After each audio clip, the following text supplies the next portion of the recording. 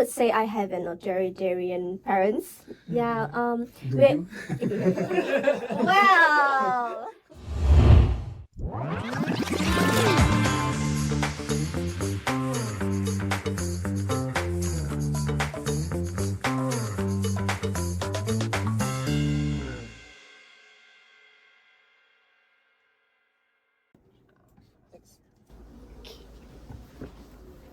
Hi, hello everyone. This is students from psychology, and today we are going to talk about interracial marriages. I'm Ivy, your host.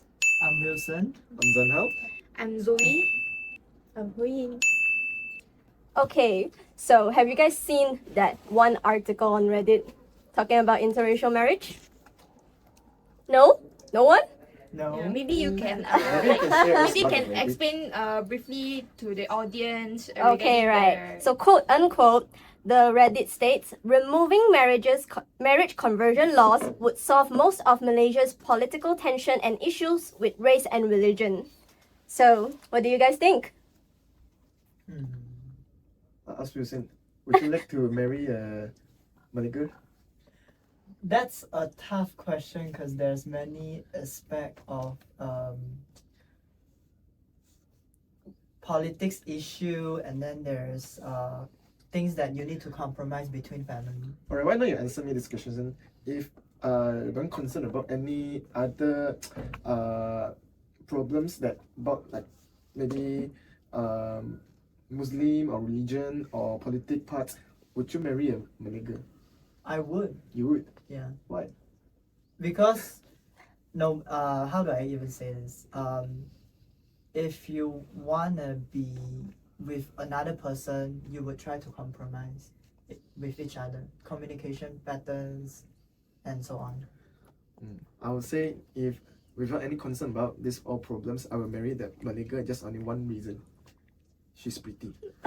Wow. Okay. I see. What about we listen from the girl's perspective then? Okay. Based on my opinion, I think love have no boundaries. Doesn't matter their backgrounds, their race. It's about whether they have shared their same mindset, share the way.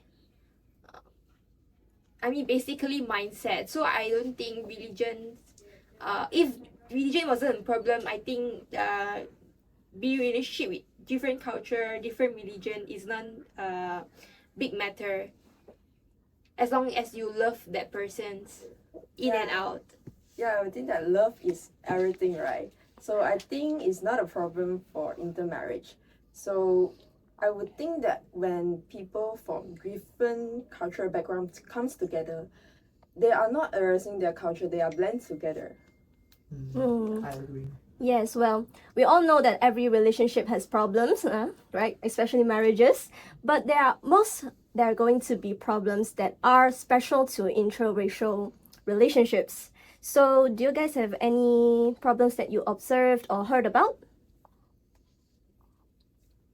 Religion maybe? Mm-hmm. Yeah.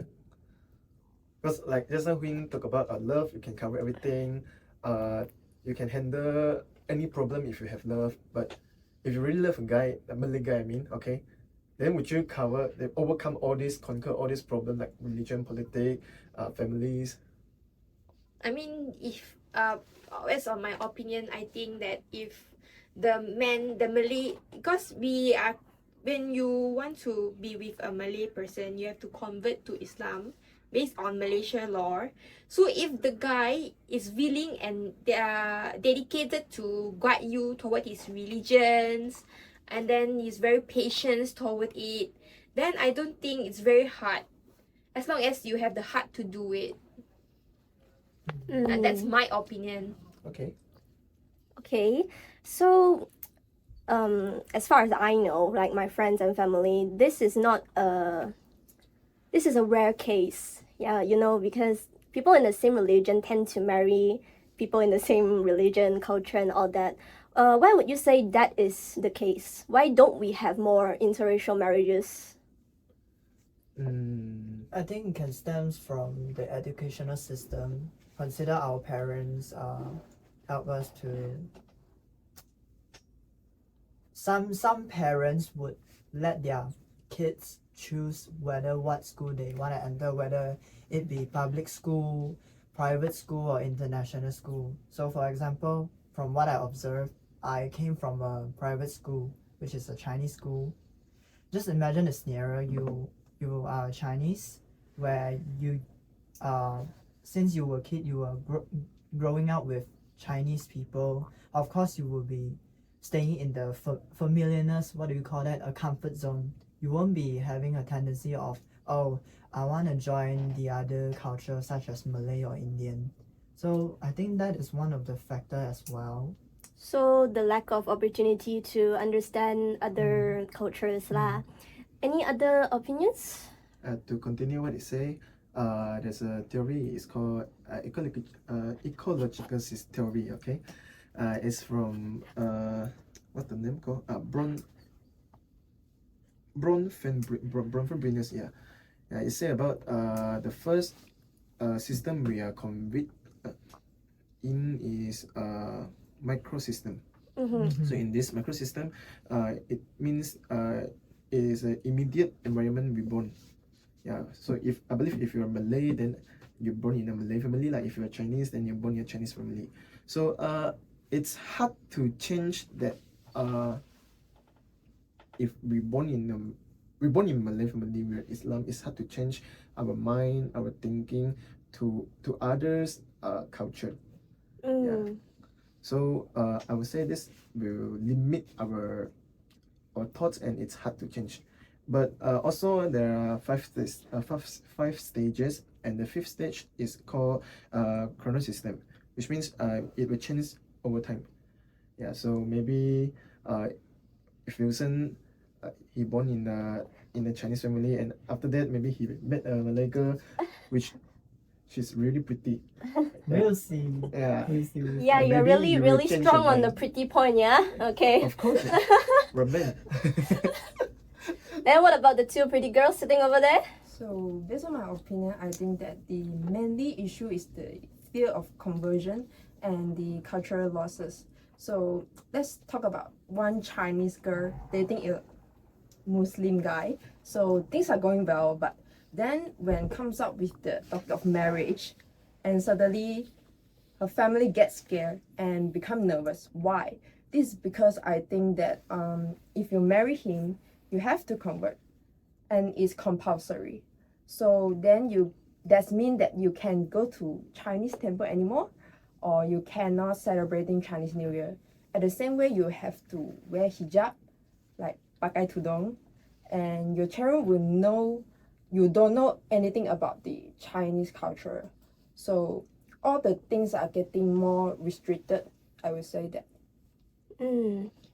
Okay, you guys, have you heard of you all study psychology, right? So I'm pretty sure you all have heard of positive cultural dimensional theory. There's one theory of uncertainty avoidance.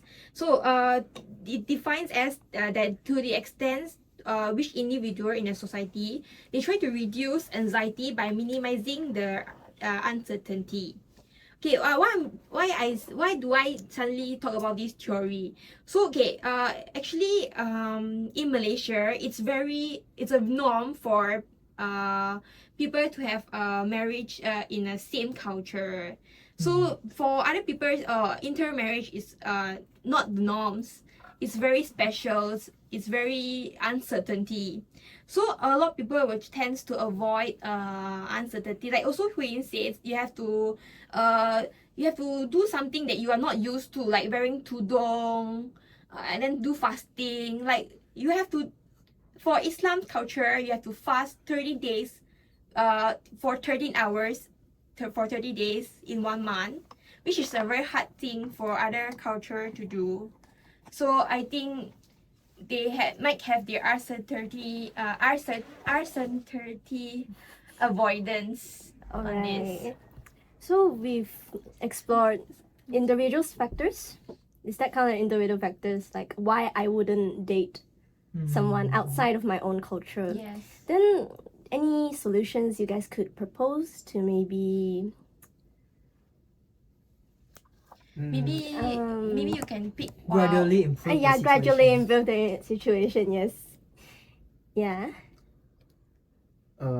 I think we have to give some Definite solution. or suggestion, but because I don't know how's others, but me, I'm single since I'm from since 23 years, but I know some example that on YouTube I've saw. Oh yeah. Alright, okay. Sure. If you know, there's a YouTube channel, it's Chinese YouTube channel, it's about CCY, but the YouTube channel name is called CCY, but the content he take is like cross culturally in Malaysia.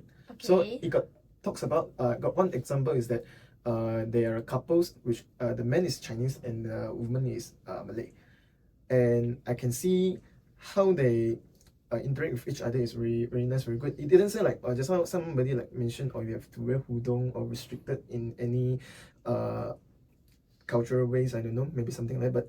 But how they interact with each other is well, maybe if the Malay girl is in Ramadan, the man will respect her.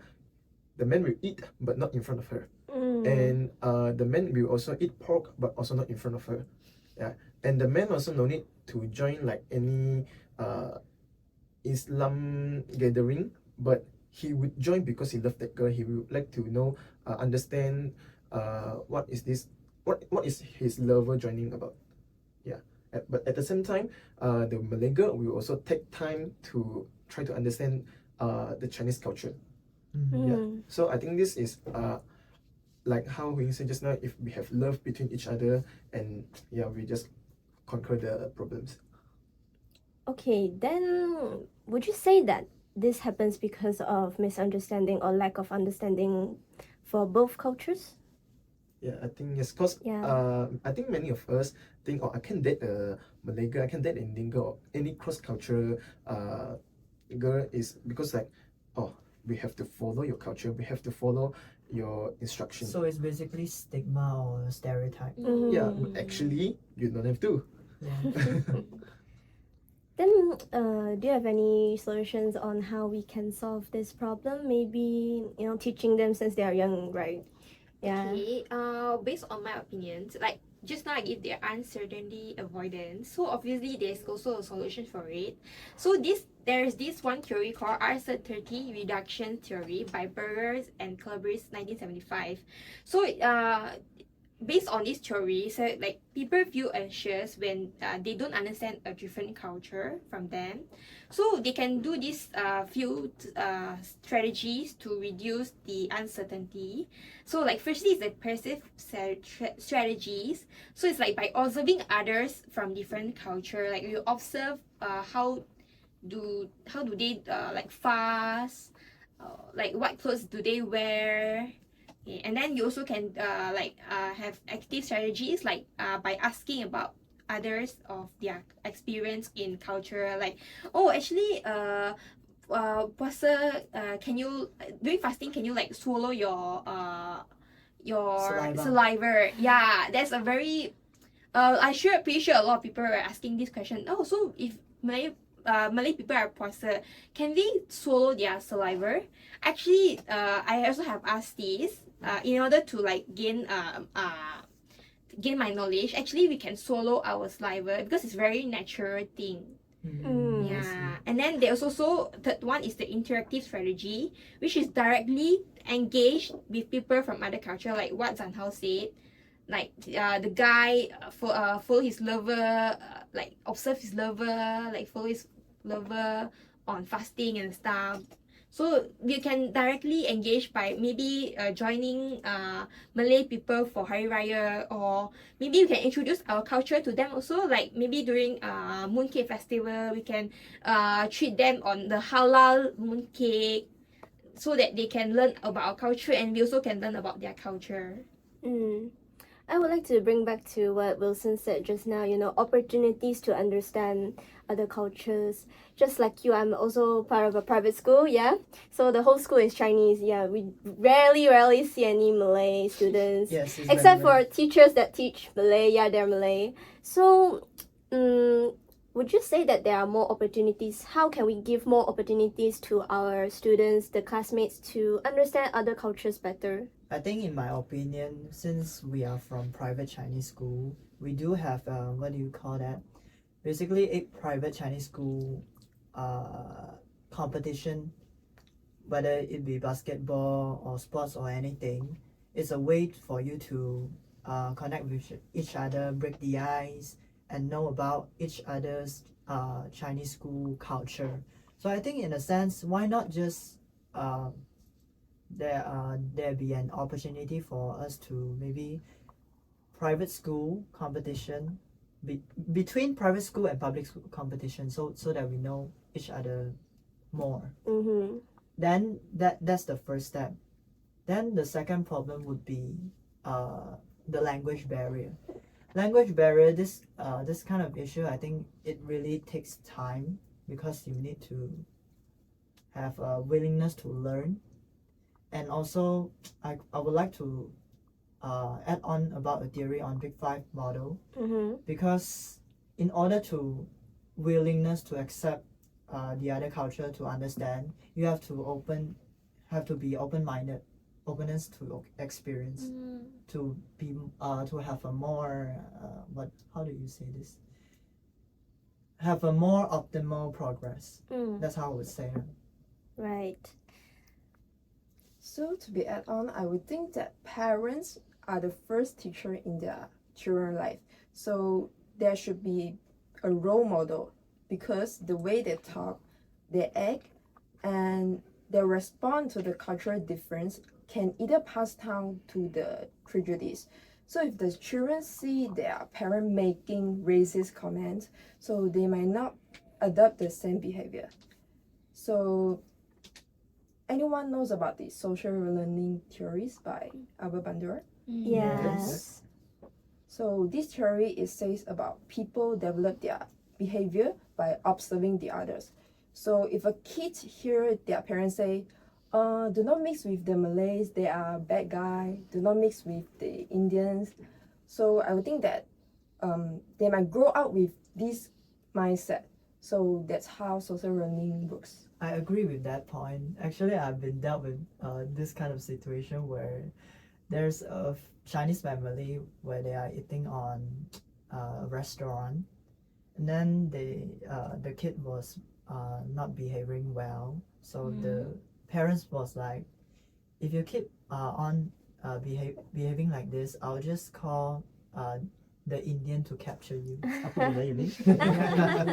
We all heard that, right? Yeah. Okay, I also heard from a Malay share about when they describe different races of people die, how they call them die. For example, when a Malay die, when a Malay pass away, the Malay people will say, oh, ini orang mati ya.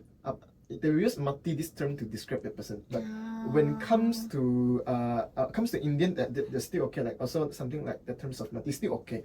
But when it comes to Chinese, they are using the most worst way to describe, the most worst word to describe our Chinese people there, which is ada orang Cina mampus. I don't know, you know this word or not? I never heard of it. But if you know, this is the worst way to describe people who died. You can describe a person mati peacefully, but you never describe a person mampus peacefully. Yeah. I even heard one of the conversation on MRT. I don't know when, but it's kind of shocking to me. One of my friend actually tell us that, why is the Indian people sitting beside us? He smells like curry. Oh wow. Damn, that's very Is- rude and racist. I don't know why. Okay. Luckily, he's not smelling like roti canai. Okay, on a more serious note, actually interracial couple or those really that married together can share their daily life, on how they live, on how they adapt to these kind of environments, to give encouragements to other that wants to have interracial marriage, and encouragement so that they won't be that afraid. Yeah, I think that's very good to be shared towards others. So maybe make a video to share it to social media, because nowadays a lot of people are using social media 24 hours a day. So I think social media is the best way to share their life, their culture to other people. So the chance of having misunderstand, the chance of afraid will be reduced. So basically, raising an awareness. Yeah, Mm. correct. So I'm curious, when you said social learning theory, would you say parenting styles also affect this? Of course. Yeah, in what way though? For example, I would heard many Malay parents tell their children, sorry, in nowadays, ask them to go for Chinese school, Mm-hmm. and they say, you go to Chinese school, you learn from them, they know how to make money. Instead of asking them to join some Malay friend, they ask them to join Chinese friend, because they say Chinese people know how to make money, and of course Malaysia economy, most of the economy come from Chinese. Yeah. Mm-hmm. Yeah, I would say that's true. Like we have 4 different parenting styles, right? Yeah. Would you say that the authoritarian parents usually don't allow their children to engage in interracial marriages, or would you say the permissive parents will most likely have children? I think it depends on the individual, Mhm. because even if the parents have a high control and a low warmth to them, they might have a mindset, you keep on pressuring me on not meeting on other culture, I will do it. Mm-hmm. Be a rebellion. Meanwhile, on avoidance doesn't mean that they will not they will feel sense of, how do you even say that? It's basically like, since there's low warmth, low parenting, they might have a thought about like, I don't know what is my culture. They Mhm. have the self-doubt, they don't know what their identity is. Then that's one of the issue. Right.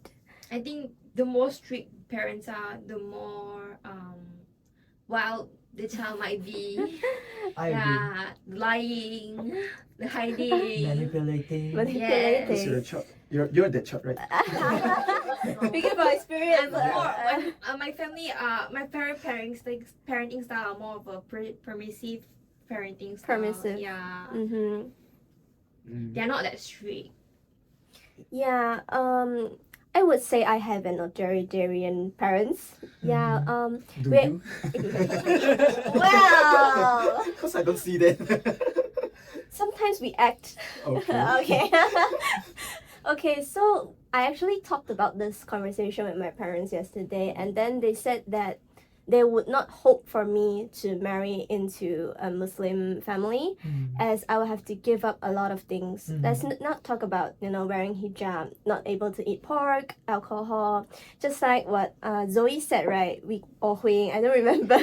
Like, we cannot attend our friends' marriages and all that. Yeah, so, and not all marriages are sustainable, let's be honest, right? So after the girl marries into a Islam family, once they get divorced, the female won't be able to get back into their original religion. They are like not part of the family anymore, and they would They be can alone. actually, but the legal process is very complicated and it's very difficult. Oh, is that? One question I'm curious. So you say you're from this parenting style, lah. Yeah. So would you marry a Malay guy to fight against your parents? I wouldn't do that. Why? Personally, I wouldn't do that because I don't think it's necessary to rebel against my parents with such an important choice. Right. So your parents are right. What? Okay, do you want to hear some stories? I would like to share my real life experience stories. Yeah, go ahead. Yeah. Okay. My mother's sides, my uncle from my mother's sides, my mother's side's family are considered an authoritarian parenting family. So my uncle is in a second marriage right now, and his second wife is a Muslim, and in Muslim. So I don't actually think it's necessary. Oh, you are authoritarian parenting family, then you won't be able to easily marry an Islam partner. I don't think that is true, because it could be that the more older you get, the more acceptance your family, your Yeah, less parents, yeah, Mm. I like the think it's acceptance also comes part. from experience, whether what you're going through. Because same here, my parents' side is all authoritarian, but my parents don't want to be a model like how their parents treat them. So they would be more of I guess because they have a busy time on their jobs, so they tend to be like, oh, I don't have a lot of time to take care of y'all. Y'all can handle on your own.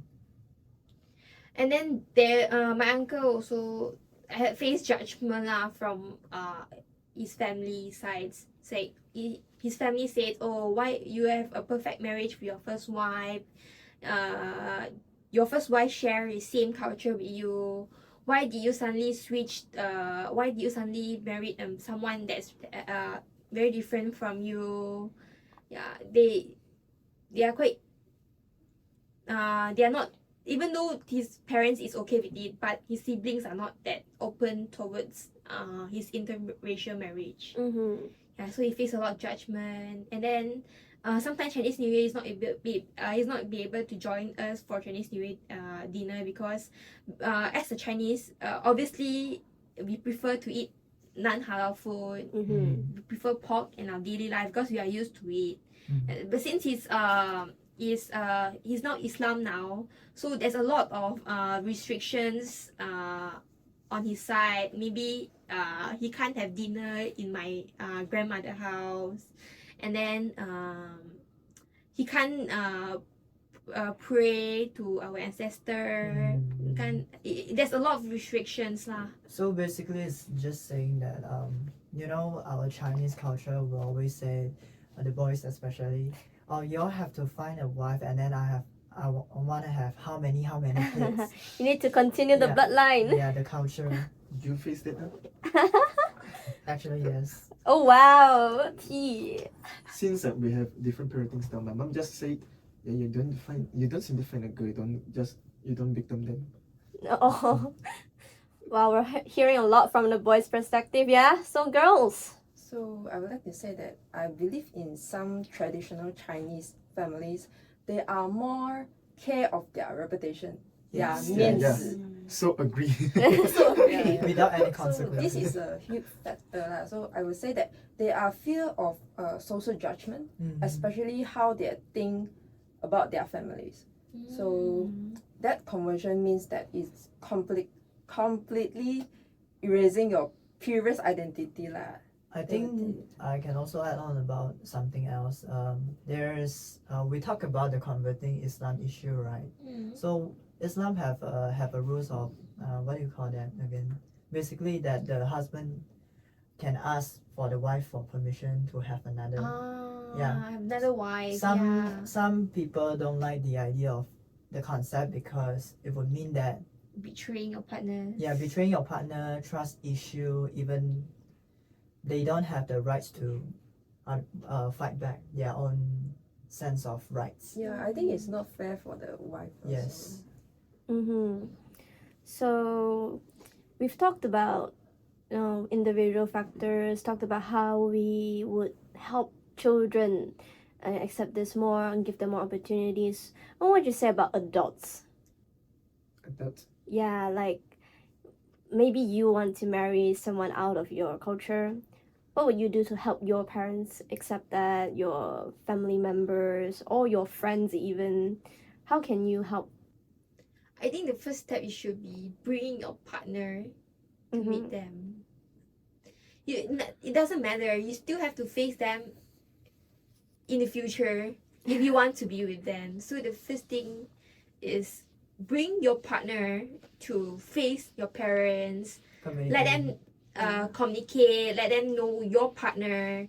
So the prejudice, the social identity theory of prejudice, and discriminations will be reduced because you yourself directly trying to Break the barrier. break the barrier, learn the person, like, oh, this guy is not that bad. It's not what I think other Malay guys It supposed to takes be. Yeah. Mm-hmm. Yeah, communication is key. Yeah. No matter what circumstances, if you don't step on the first step, you will never know what is the outcome. That's what I would say. Or some of them just go underground. Underground. Mm. Would you say this is a big factor in why people don't choose to marry people in other cultures? Like I they think don't this want. is I just don't one know. of the aspects. Mm-hmm. Maybe because usually, when you want to marry a Muslim, you have to be a Muslim. So maybe the theories of ethnocentrism comes to surface. Like maybe the non-Muslim family will think, oh, so my daughter will marry to a Muslim. She will change. Entirely. Yeah, she's no longer my she will change his daughter. everything. Uh, Then they will think that, oh, Muslims have the superiors against us, so we think it's unfair. Yeah. So I don't think that we should let them know that actually we won't change fully. We still will have habits of doing what we used to do, Yeah. of our own culture. After all, this is what culture definition looks like. Yes. I would say it's just because Malaysia is still so traditional. Because the biggest problem we face for Malay, if they want to marry in cross culturally, the most biggest problem they face is just because of the religion, the Muslim. But if you know there are place called Christmas Island, which Australia take over from Singapore. So which means the community over there are so many Malay. But the Muslim percentage of Muslim over there is just 19%. Which means I'll say environment will affect a person. And that the Malay over there, they are the people around them are just all Australian. So you even see them saying Malay words with Australian tones, like "Hey mate, we got makan today," or something like that. Okay, but if there are only 19% of Muslim over there, I believe that they are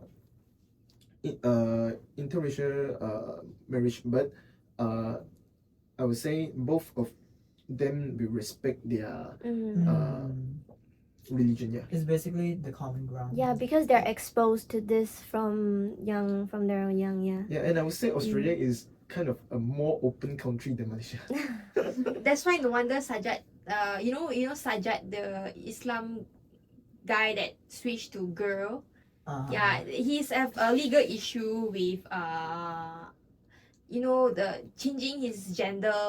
So he have to move to Australia. He immigrate to Australia to become the permanent residence in Australia. Yeah, because in Islam it's illegal for you to change what God have created you. Yeah. To add on the environmental, I think as a person who are born in an individualistic country and a collectivistic country is also a factor, because just like how we previously said that whether our own culture identity, we have our own mindset, right? But we Asian country tend to follow by ancestor advice, parents advice. That's about it. Yes.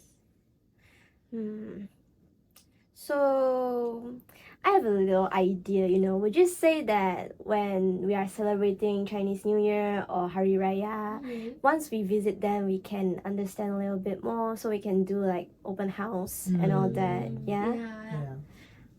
Can you imagine if a Malay join Chinese culture and you try to imagine the Malay join the lion dance?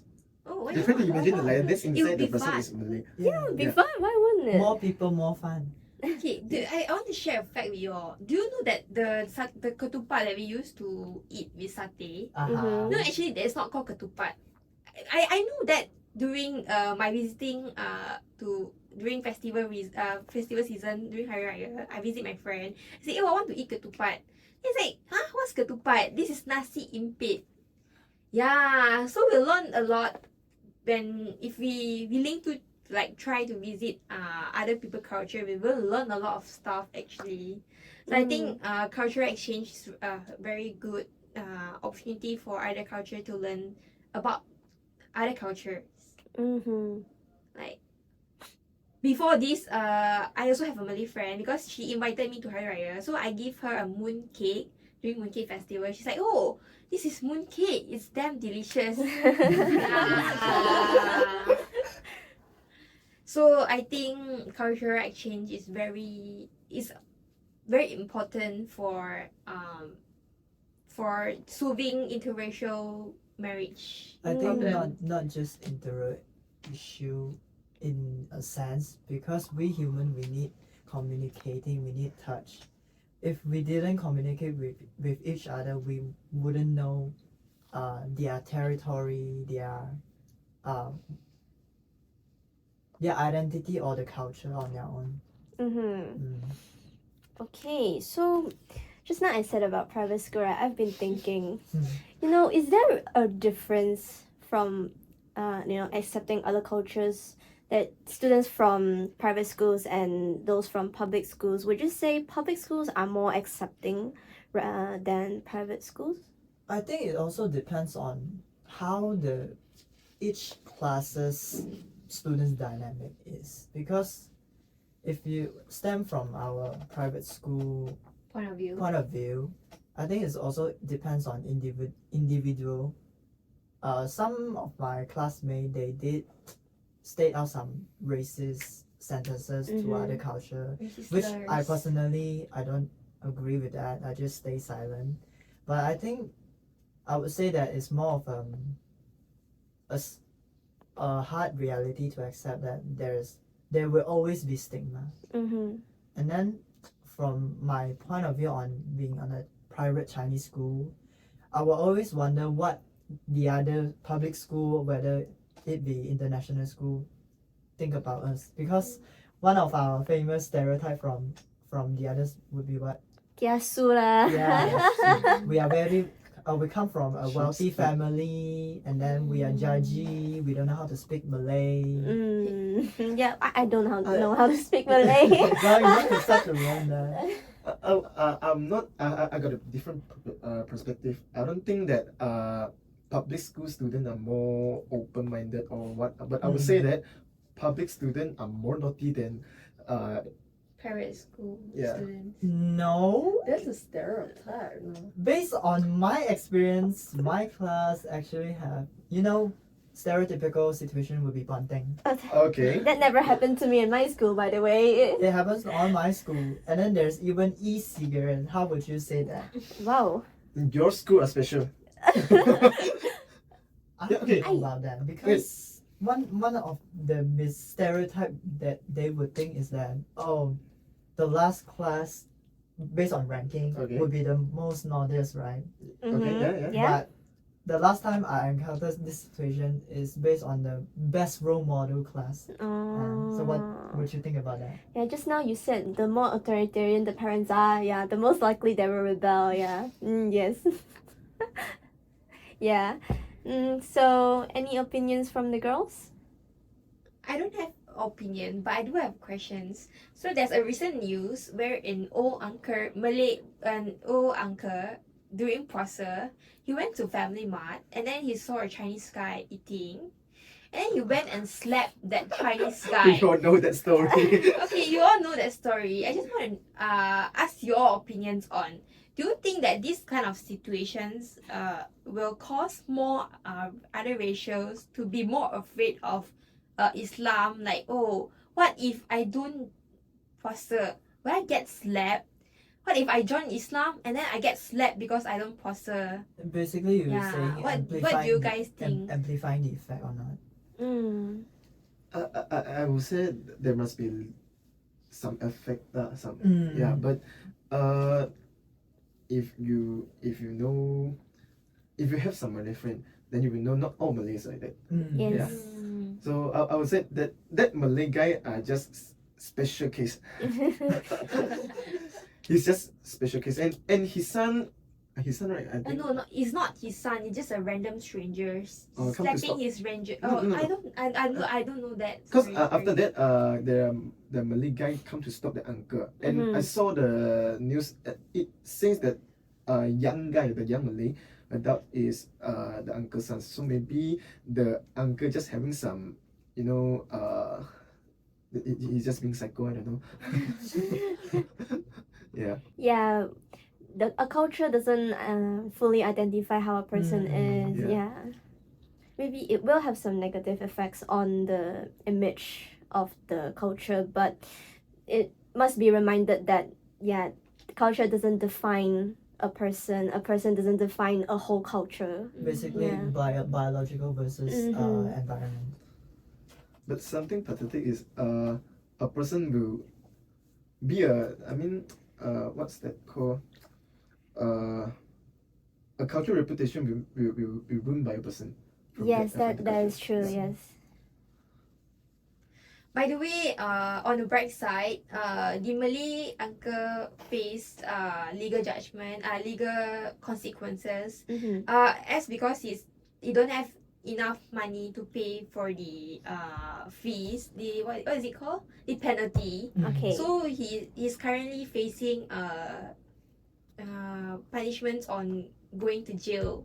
Yeah, and then I saw on social media, one of our social media, TikTok, it says that even the Malay itself support the Chinese guy. It said that uncle is in fault because even though it's puasa, but you have no right to slap someone. Yeah, so I think that in Malaysia we still have what is it called? Conscious. The consciousness. 就是讲 it's called, what is it called? It mean like Malaysia still have kindness even though it's their own religion, their own race, they still support Others. the right one. Yeah. You mean empathy, right? Is it 良性. the act of kindness? I mean, like, there's another word, but I forgot about it. Justice. Yeah. The whole story actually, I don't think needs to be focused on culture. The story just tells us don't be aggressive. Yes. Don't slap others, people. Don't slap others. I believe he slapped that Chinese guy even is not because of Ramadan. Yeah, we don't know the whole story. Yeah, but I got a question about on their puasa, because I know fasting food are hard, but they're even fasting their waters, their sliver, and last time I saw a reels from the IG. It's very funny. The Malay guy is an influencer about sharing foods, and the time he bought the food and the drinks before they can eat, and then he in front of the camera he just eat it, and suddenly like, oh shit, I eat something, and he just split it out and then he drink the waters. and it's like muscle memory, and I was wondering, okay then is it really all this Malay guy they are living from them born until now, do they really didn't like have a mistake on their puasa, cause you have to control from morning till night. You can't eat anything, you can't drink water, you can't swallow your saliva. It's too hard, right? I've seen a TikTok on TikTok, there's a Malay girl. She was on her period before, so Malay girls, they can eat on their periods, and then after their periods they sometimes forget that they are fasting, because they have 7 days that they can eat and all, and sometimes they forget. And then I've seen the comments and they said that it's okay if you forget, because it's not intentional. Yes, that's true. I see. Mm-hmm. Yeah, because I see many overreacting video on reels when those Malay guy eat within the pasta time.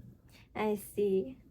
So we've talked about personal experience. Would you say that you don't accept this personally? Like when you see someone, a stranger that's in an interracial marriage, what comments do you have? Such a sweet marriage. Then what about your close friends or family members? Would you say like, eh, I don't agree lah, or like, yeah, it's not my problem, No, or I got a friend, Mhm. not Malay, he's Chindian. Yeah. Okay. But I can see that his family are actually really kind of really nice. I would say maybe we're just many thoughts from our seniors. They say interracial marriage are not good, are bad, and you have to give up anything, you have to like follow their rules or anything. But when I really look at someone, it's actually that marriage is just actually you and the other guy or a girl. So it's actually doesn't it's not It related. doesn't change the family. Yeah, it's not related about your religion or anything actually. Yeah, that one is just another thing to things.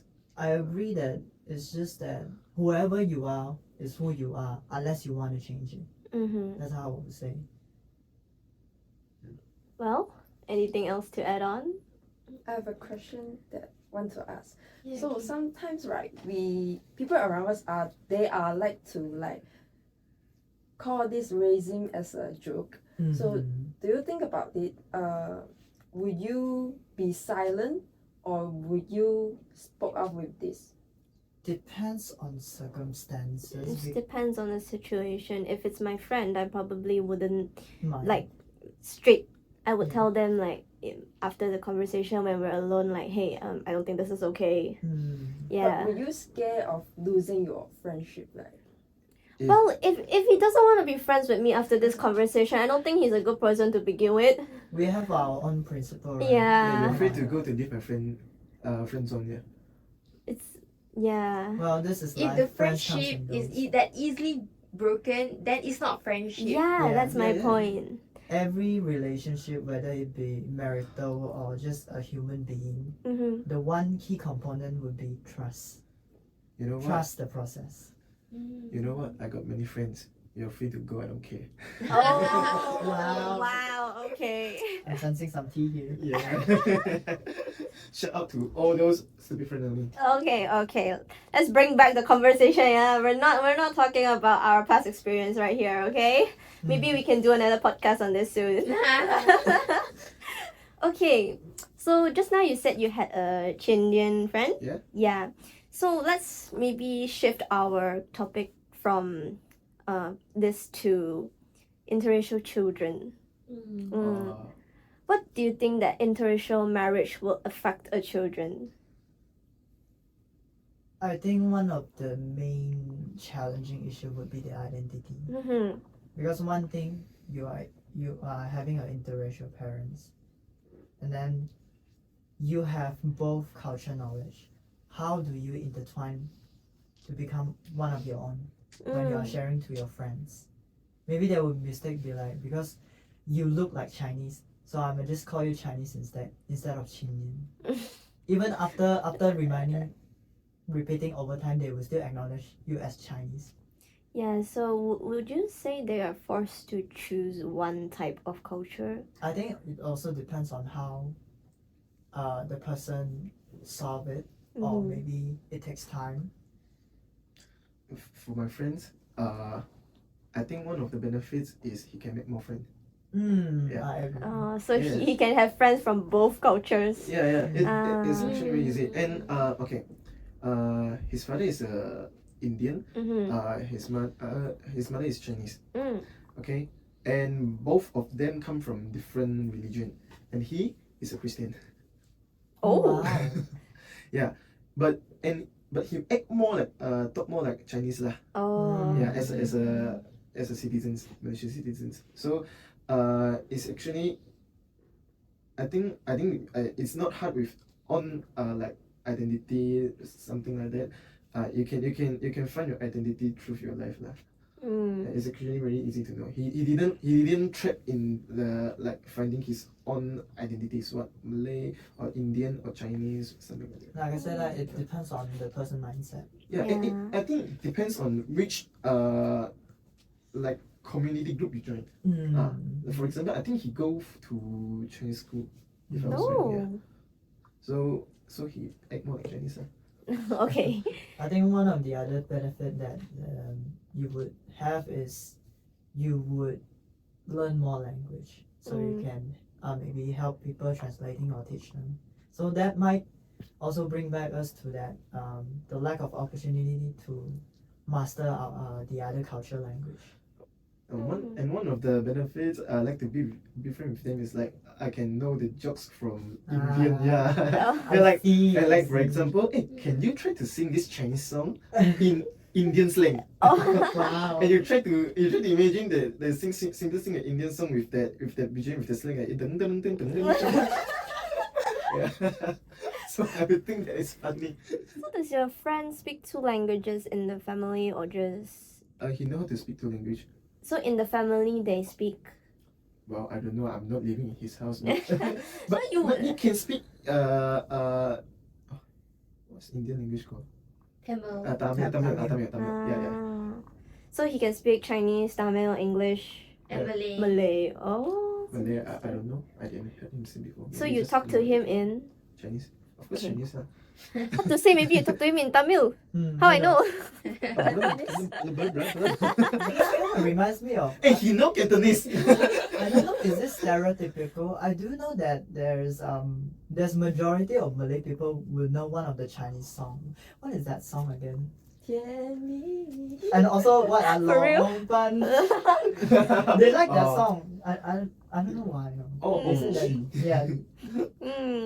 Then would you say interracial children are more open to the idea of interracial marriages?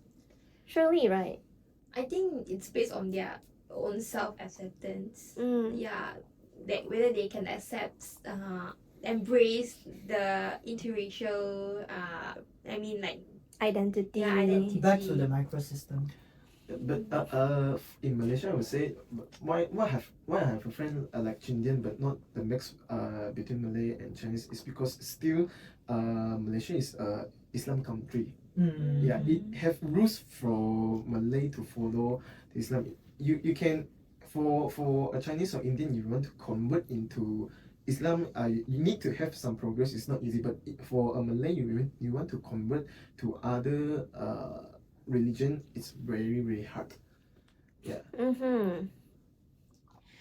Actually, I have a friend. I have talked with a friend about these topics, and I told him that we are going to do a podcast about interracial marriage, and then he said a lot of Chinese have very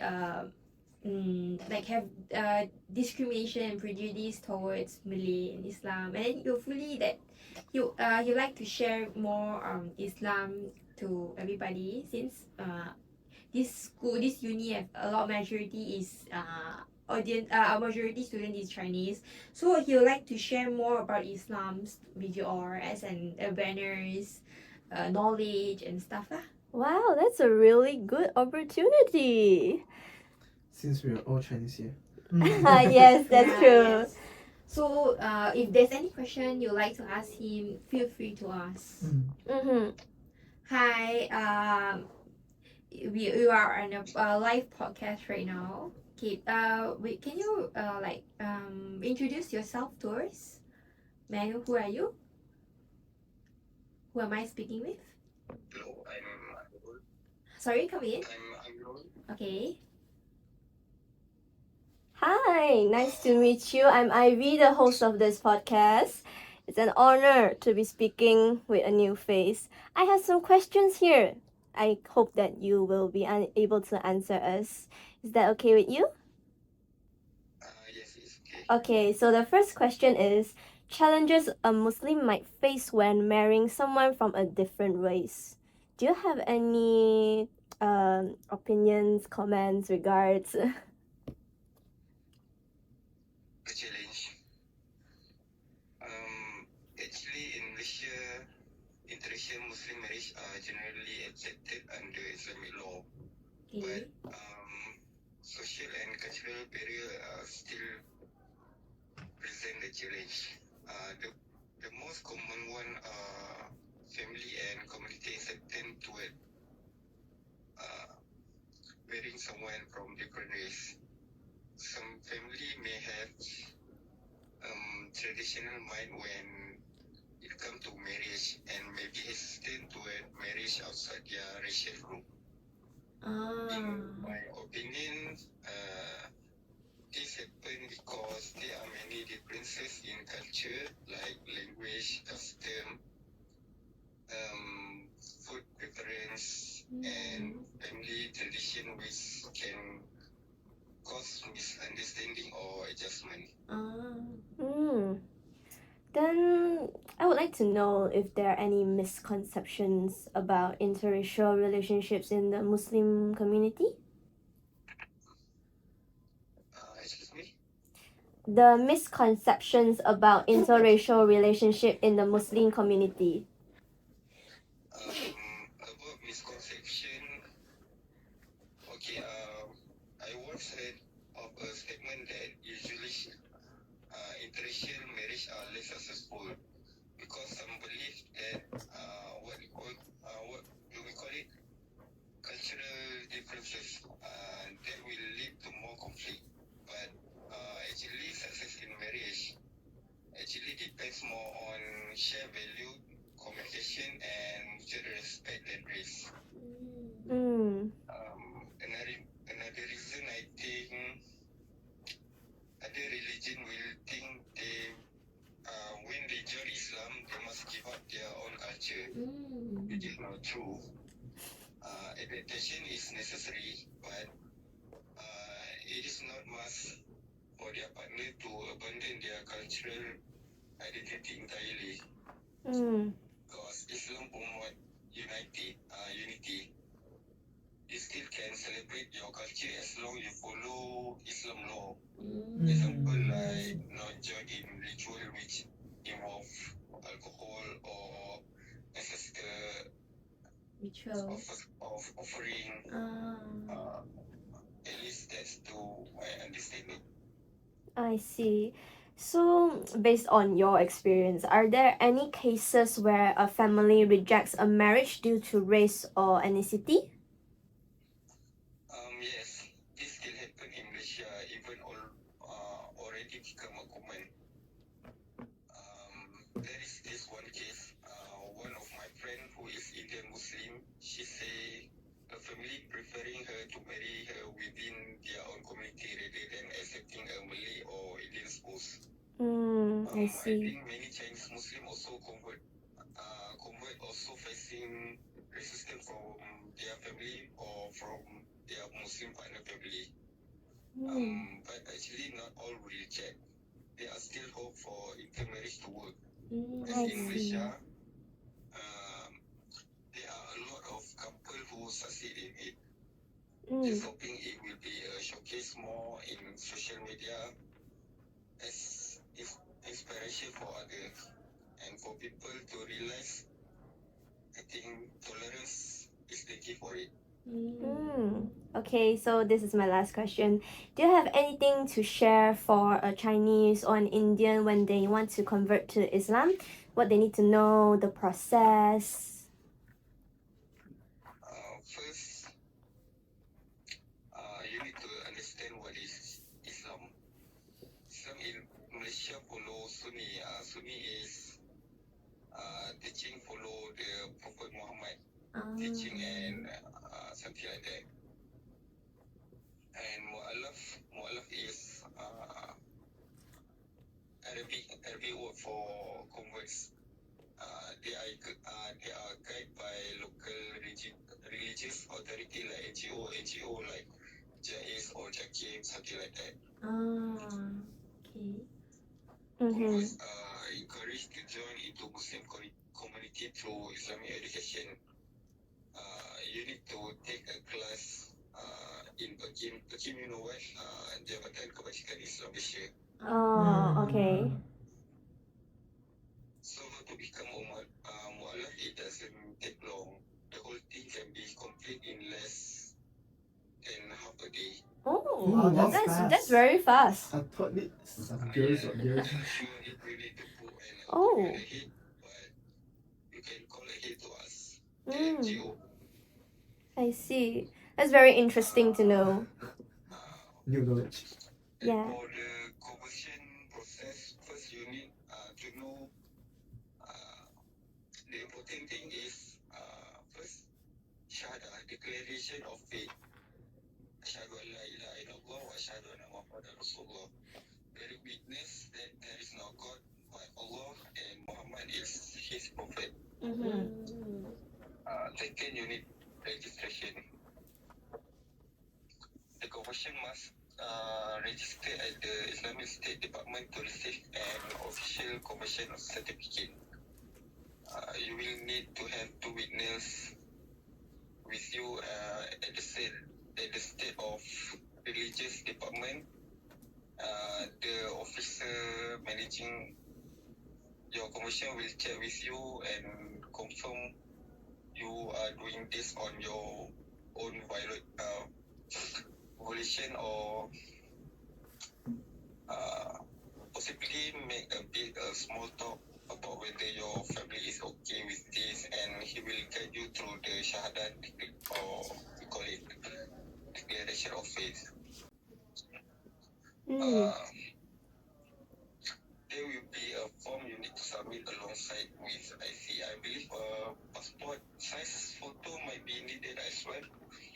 After that, a bit paperwork, and they should be able to issue your card masuk Islam on the same day, or we call it mu'alaf card. You also will be given a form regarding changing your name. If you do not wish to change your name, you can just sign the form acknowledging that they try to encourage you, but you can choose to maintain your old name. Oh, okay. Please know that it's not legally required to change your name upon conversion. While it not mandatory, some convert choose to adopt Islamic name. Yes. I think the third is basic Islamic education. Convert are encouraged to attend Islamic class to learn about Islam, about prayer, fasting, and Islamic principle. Okay. Another one is circumcision. Oh, But it's only for male. oh, okay. Because in Malaysia, male convert are often encouraged but not forced to undergo circumcision. Oh, right. Okay. Lastly, if a convert plan to intermarry, you need to have a marriage consideration. They must ensure their conversion is officially registered before marriage can take place. Means you need to register first before you can marriage. Into Islam lah. Yes. Okay. Well, that is some informative insight from our mysterious caller. Thank you so much for joining us, and then we'll see you later. Bye. Thank you. Thank you. Thank you very much. Okay. Wow. What do you guys think about that conversation just now?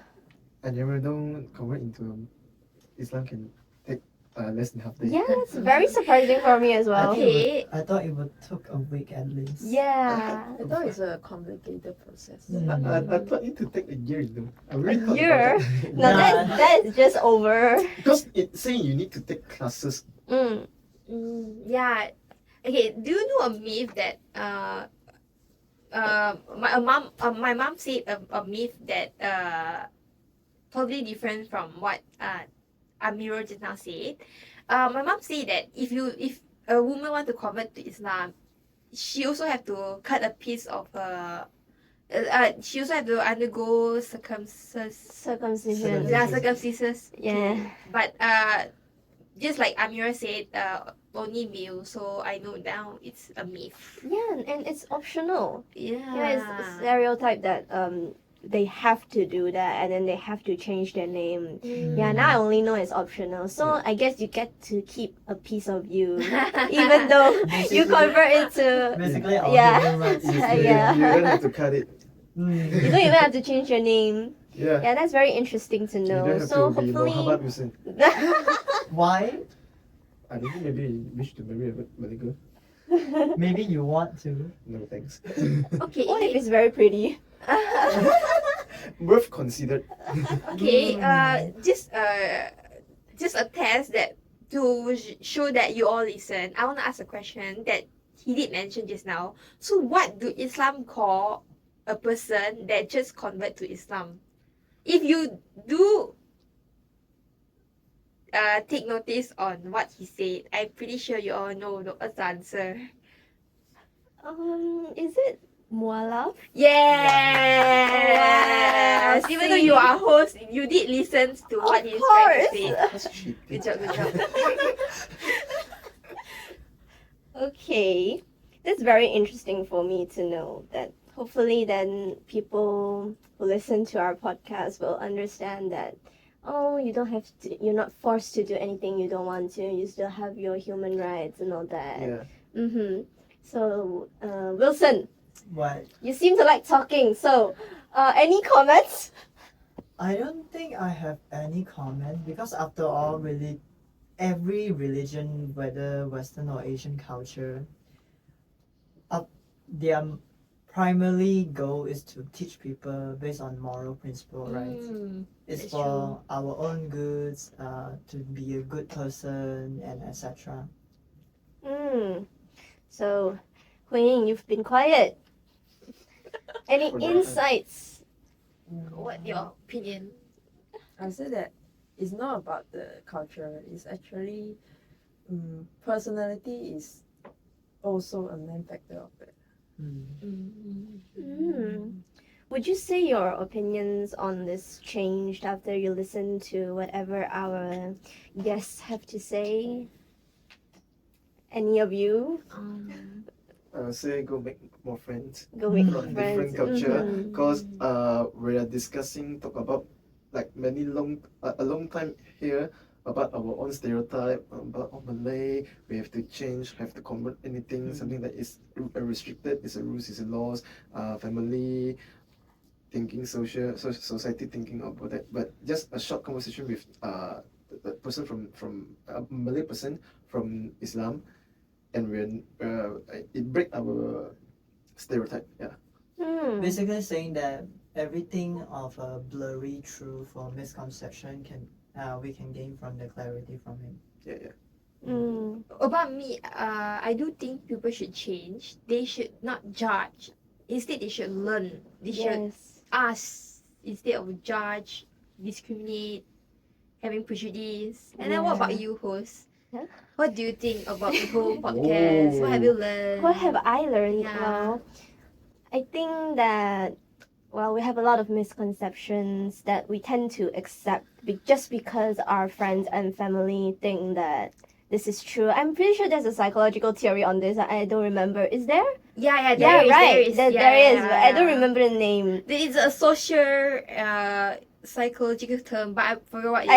Yeah, it's a social one. Yeah, just people tend to accept what they hear that is true.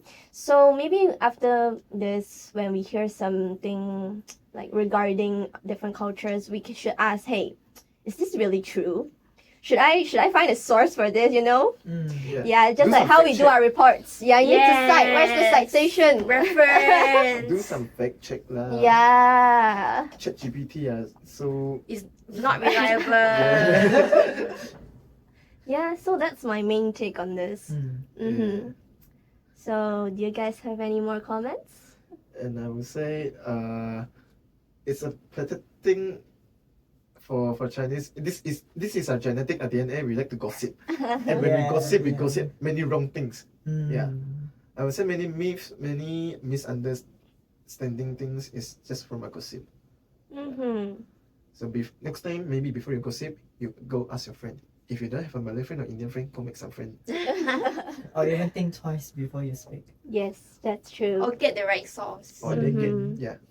Well, this podcast has been fun and has made one thing clear: there's no one size fit all solution. Breaking Mm. stereotypes and cultural barriers take time, effort, and a mix of different approaches. Since everyone has different opinions, but the goal is the same: to make the world a better and more understanding place. Thank you for spending your time with us. Once again, this is psychology students from UCSI. Thank you. We are officially signing off. Bye. Thank you so much, especially the host. You're welcome. Yeah. Thank you, everyone. Bye. 3, 2, 1, bye bye. Bye. Bye.